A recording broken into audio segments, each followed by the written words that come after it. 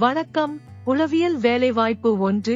வேலை செய்றவங்க என்னதான் வேலை பார்த்தாலும் முன்னேற முடியலனோ புலம்பிக்கிட்டே இருப்பாங்க. சரி, வேலை பிடிக்கலேனா என்ன? வேலையை விடுறப்ப வர்ற PF காசை வச்சு தொழில் செய்யலாமே. உனக்கு 5 வருஷம் எக்ஸ்பீரியன்ஸ் வேற இருக்கே.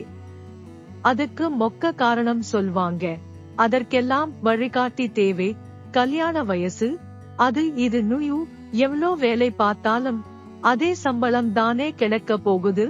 எவன் தலையிலாவது வேலையை கட்டிடலாம் அல்லது வேலையை தள்ளி போடலாம்னு எண்ணம். இதனால தொழில கத்துக்க மாட்டாங்க.